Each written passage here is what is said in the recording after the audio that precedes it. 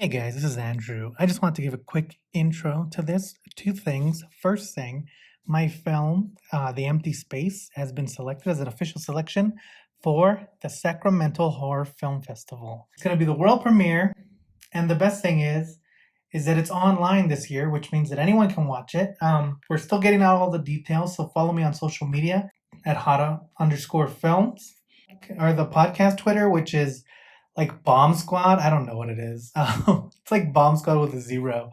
But anyway, follow both of them for more updates. Please go watch it. Let me know. It's a very personal story. It's very scary. It's very fun. It's really cool. So check it out. The other announcement is this is our second episode, and it sounds kind of bad. You can hear the background noises. Josh opens a bag of chips. At one point, I think I drink water on playing with something and it's creaking in the background. So if you can't take it, just know that we do get better and we're just skip this episode, but don't skip out on the movie. Go check it out. Follow me on social. That'd be great. And now, on with the show. So we wanted to do a podcast about just picking movies that I think are universally disliked or underappreciated in one way or another. I'm a pimp. And pimps don't commit suicide. The movie we're talking about today is Joshua Sing the song.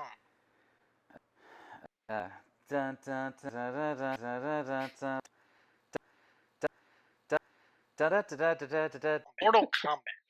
And I just want to say that Josh, we lost the footage of Josh doing the song the first time, and he somehow did it worse. The 1995 film by Paul W.S. Anderson. I just want to add that looking at his filmography, he does Mortal Kombat, then he does Soldier, then he does Event Horizon, and then he does Resident Evil, and then he does AVP, which is Aliens vs. Predator, and then he does Resident Evils for the rest of the time. Soldier, Mortal Kombat, Event Horizon, and the original Resident Evil. That's a pretty good track record. Those are all movies that we might even talk about on this podcast. I mean, yeah, we should talk about Soldier. Now you don't like it. Now you don't like Event Horizon. I mean, Soldier's fine. Soldier's the best sequel to Blade Runner ever. I'm just like I would actually argue the point-and-click adventure game Blade Runner is a better sequel than Soldier. I mean, you would win that argument because I don't know or care about the game. But anyway, so Mortal Kombat, it's a 1995 film. It's based on the video game, and I don't know, when I was growing up, I'm not, I just mentioned that Blade Runner game. I do not care about video games. But I do play one game, and it's Mortal Kombat. And I played it from the first one, which was on the Game Gear, we had it. And I still play it today. I have the expansion pack. One of my favorite things about Mortal Kombat, it's still the same continuity. So right now, it's like they're going back in time, characters are coming back, and they're going, like Liu Kang, who's the main character of the franchise. He's been killed. He was like a zombie for like 30 years. Now he's been brought back to life, and now he's like ruler of time or some nonsense. I played the 2 and 3 back in the 90s when they were like on the Super Nintendo and the Genesis. So yeah, that's kind of where I left off. The movie is about a tournament, and every generation there's a tournament between these different realms. There's like 9 different realms, but we only hear about 2 of them, maybe 3. Where it's Earth realm, which is us, and then the outer world, which is the bad guys. And then there's the Nether realm, which we see, but I don't think they talk about it. And then who knows about the other realms? Nobody mentions it. But if you win 10 times in a row, you can take over all the realms. And the Outworld has won 9 times out of 10. So this is the last time before we lose everything. And so the movie starts off. Shang Tsung fighting Liu Kang's brother, Chan. Fighting Chan. And Liu Kang is the main character. Terrible day for night scene. So Liu Kang's fighting Chan in a great Outworld scene. That's definitely not day for night. It's magic. It's clearly day for night, and it takes place at that temple on Earth, but it's just poorly done. But to be fair, it is a dream. Liu Kang wakes up and he's like, "My brother died." Yeah, he wakes up. His apartment. Well, okay, there are a lot of monochromatic shots in this movie. Like it's in like a spirit realm or something. Like much later, there's where he briefly fights Reptile in like a blue room. But in this, he's just in his like regular apartment on Earth, presumably in LA. I thought that he was in Asia because, first of all, Asia is very neon. So I thought it was like the neon lights coming in. But then But no, they're like you ran away to America, Liu right. Kang, and then so we don't know why there's neon lights flooding his room unless he's just immediately above like a restaurant. But You ran away to start your TikTok career. But Liu Kang's brother is dead. But the monks have sent Liu Kang a telegram. Like, how did these monks get access to a telegram? Just like the idea that they were like, well, we want him to know that his brother's dead, but they wouldn't call him because they're monks. And then they're like, well, how about if we send him a letter? And it's like, that's not unique enough.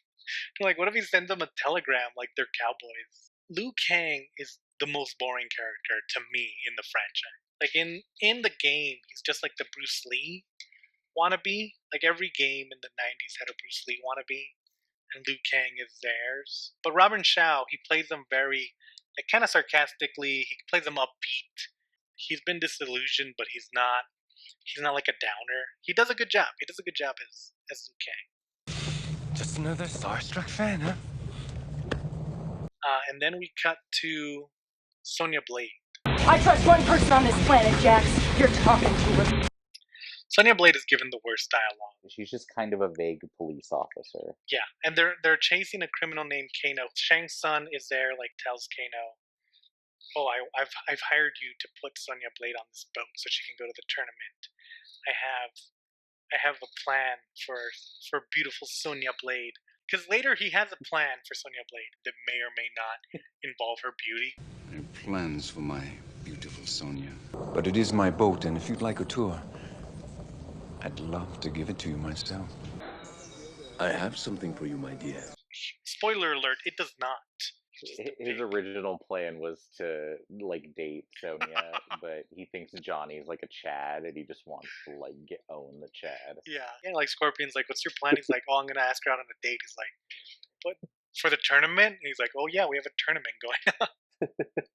And that's why he's always Might commenting. be. So after we meet Sonya Blade, we meet the best character in the film, which is Johnny Cage, played by Lyndon Ashby. Like he is the best part in kind of the same way that Han Solo isn't the main character in Star Wars, but he's the one you like the most. Like it's like, oh, he's the side character that you just like more than the like everyone else. Kind of has all like the pretty good like laugh lines, you know. Right. Where do you get these guys? If you had to be anyone in the movie, you'd want to be Johnny Cage. He's supposed to be like Jet Li, where he does all his own stunts, but people are saying that he's fake. And at the very beginning, he's like fighting all these stunt guys. And there's a director, and they dressed him up like Steven Spielberg because he was supposed to be Steven Spielberg. Like Steven Spielberg wanted a cameo because his kids love the game, or like there was a scheduling conflict, so he wasn't able to do it.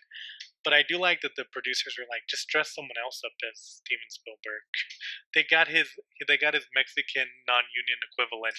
Get me Steven Spielberg is unavailable. Then get me his non-union Mexican equivalent. So yeah, so then we go back to Liu Kang, who's now back in his ancient temple home, and so he's talking to like his uncle, and they're like, you left us to start your TikTok career, and your brother like stood in your place.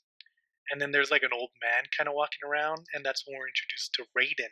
We should clarify, by old man you mean a clearly like 30-year-old man just wearing a very bad like silver hair wig. And then Sonya Blade's still looking for Kano. She still wants her revenge. And she goes downstairs, and that's when Shang Tsung comes out. And he's like, "Sonya, milady." He tips his fedora to He her. tips his giant trench coat. And he tells her that he has plans for her, and then Johnny Cage comes out and he's like, "Hey, how about you leave the lady alone?" And that's when Sonya Blade says, When I want backup, I'll radio for it. "You can't stop these lines." Oh, and so then we meet the two most famous characters from Mortal Kombat, which is Scorpion and Sub-Zero, which I feel like everyone knows who these two are. Even if you've never played the game, they're the ninja characters. One of them's blue, one of them's yellow. One of them has ice powers. The other one has spear, hellfire, teleporting, sword, and like dodging Just powers. He's He is overpowered. every demon thing. Yeah, there's like that meme where everyone on online plays as Scorpion and you're just playing a million Scorpions. In the games, these two characters are rivals and they want to kill each other. That's why they've joined the tournament. But they don't want to do that for the movie, so Shang Tsung's like, actually, I use my magic powers. Yeah, he's like deadliest of enemies, but right now they're under my control. Yeah. Which is basically like, hey, fanboys, we understand, but we're not going to do it. Something that the sequel should have taken into account. Sonya Blade pulls her gun on Sub-Zero, and Sub-Zero freezes the gun, like breaks it off, and then Scorpion like shows his hand, and like a snapping lizard thing that's like a spear comes out. Yeah, and, it's like a organic spear beast. Yeah. And it looks terrible. It does. Like this is one of the that and Reptile worst CGI in the movie. But then Raiden comes in and it is cheap looking, but in kind of like that's like nice, like where it's like kind of that they did try to make this look kind of cool. Like he teleports in, he shoots them both with lightning, and then he just kind of is there. Yeah, and here's one of the things that I noticed on this watch is that Raiden shoots Sub-Zero with blue lightning. He shoots Scorpion with yellow lightning. And there's really not a reason for him to have done this. Like, why did he color coordinate their lightning? But he just did it, just because that's how he is. When you're a French, American, Japanese god, you get to do things like color coordinate your lightning bolts. Sorry. And then when they land on the island, they're like, you don't really believe all this legend stuff, do you? Right. It's like, what? Where the hell are we? But what if all the legends were true?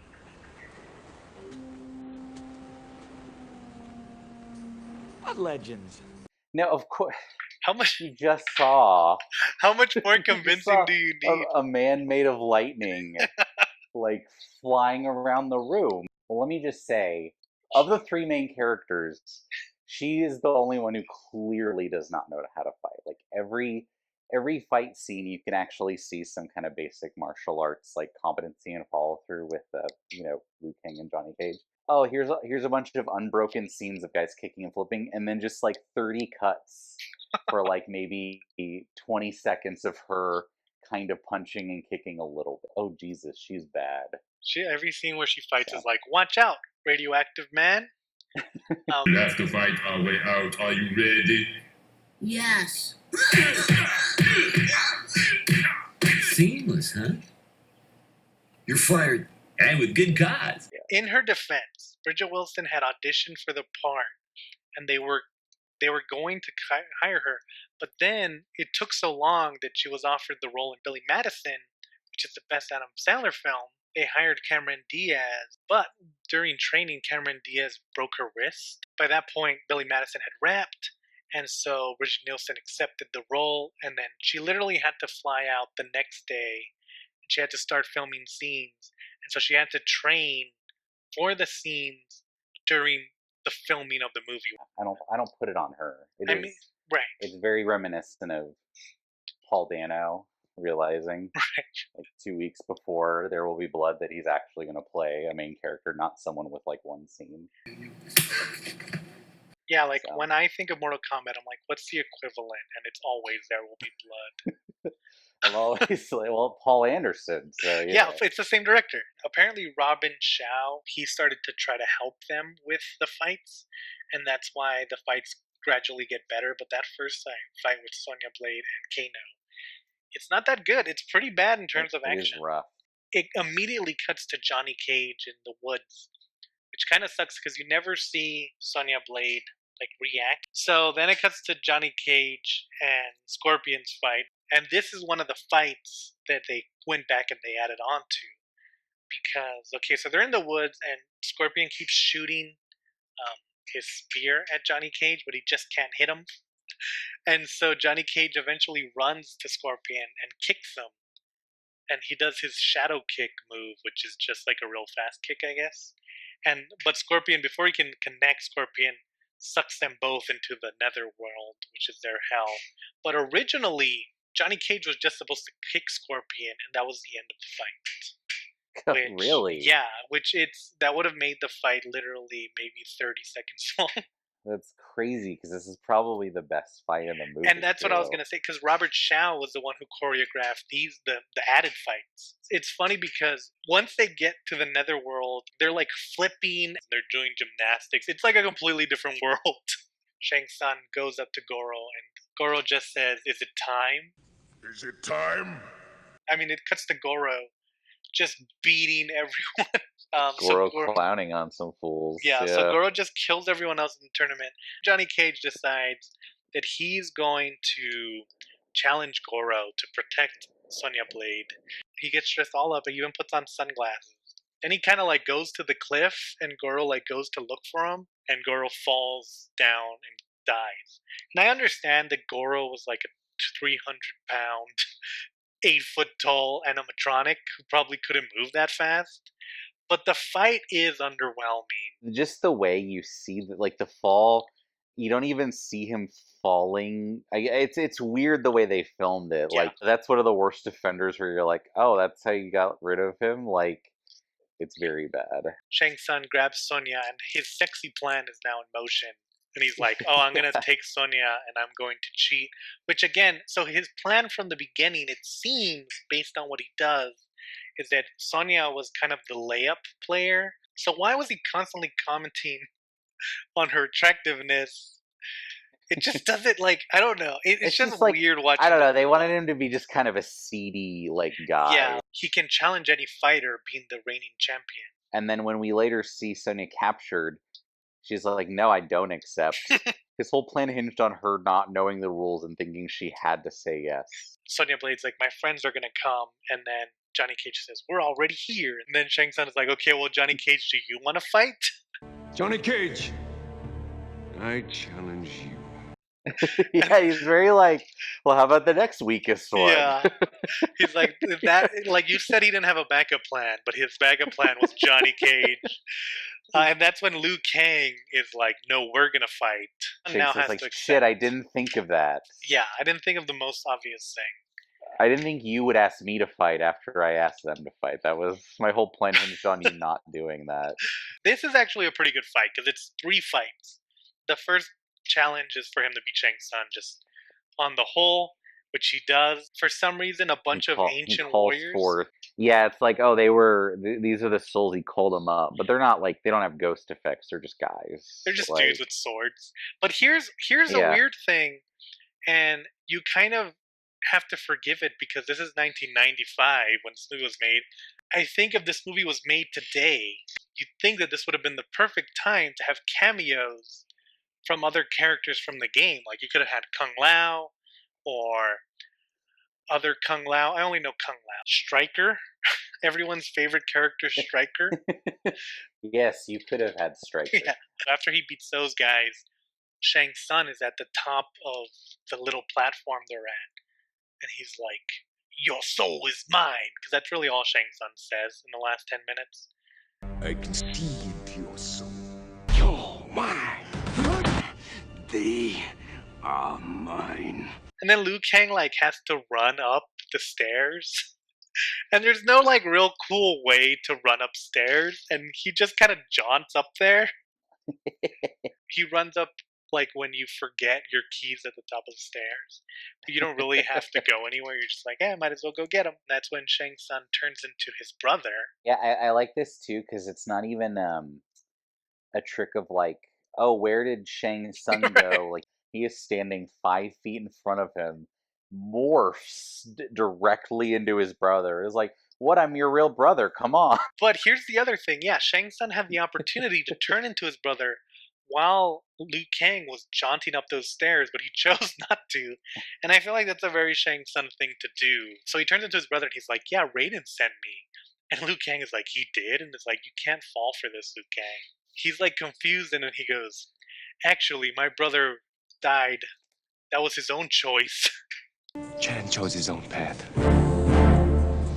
Every man is responsible for his own destiny. It's like, you're not my brother. He died like a bitch, and I don't give a shit. But we should note too that the actual combat arena is the Mortal Kombat dragon. Right. And then as he's tricking him as his fake brother, that the logo, the Mortal Kombat logo, is having like large spikes slowly come up out of it, like. And they could have just had spikes fill the room, but the fact that they very clearly match the logo is it's another Shang Tsung Yes. Like, he's not wearing that trench coat in 1,000-degree weather because it's comfortable. He's wearing it because it looks cool. Liu Kang says that he's pro-choice. His brother's death was his own doing, and so Chan chose his own path. okay, well, Goes Blue Lives Matter, which is his brother. okay. I feel like Liu Kang would not do this. He's clearly anti-fascist. This isn't Stryker we're talking about. I just want to shit on Stryker. Even in the terrible sequel, there's like the only mention of Stryker is like, oh yeah, we already killed Stryker. But anyway, then he knocks Shang Tsung onto the thing. Shang Tsung turns into a skeleton. Because in the game, he's very old. At least in the first game. And he kind of becomes like death. Yeah. So then all the souls escape, and then Chang comes out and he's like, I knew you would do what I wouldn't because I suck at fighting. Liu Kang's like, I agree. I just want to reiterate that it was your choice to die. Yeah, like, you and Raiden are right. I'm fucking Yeah, but before Chang goes to heaven, he tells Liu Kang, One day, we will be reunited. which sounds like a threat. This family's very weird. He did everything they say. Eventually, Liu Kang is gonna die. Yeah, So like, that's crap. How do you react to that? Like, oh, eventually you're gonna die, bro. Don't worry about that. It's like, okay. Immediately cuts to them back on Earthrealm, and Raiden's like, huh, I didn't know you guys were gonna win. And that's the end of Mortal Kombat, yeah. It cuts to the famous theme song. A movie has to achieve its goal. I think the goal of Mortal Kombat was to have like a fun time adventure with a little bit of lessons. I think they pulled everything off, especially Would you say it's the best video game movie? Oh, 100% it's the best video game movie. I mean, what's better? I don't know. I actually thought the first Silent Hill was pretty good. The only thing better than Mortal Kombat is Assassin's Creed. I will defend Assassin's Creed the movie. Not on this show, buddy boy. Our next time our movie is going to be Brotherhood of the Wolf. Okay, so I have been Andrew Hana. My films are The Last Ones and Borderland. They're both available online or on DVD and Blu-ray if you want physical media. Yeah, give them a watch, give them a review. That'd be great. And this has been, we don't know what our name is yet, but it's going to be called I'm Listening, a Fraser Crane podcast. Good night, everybody.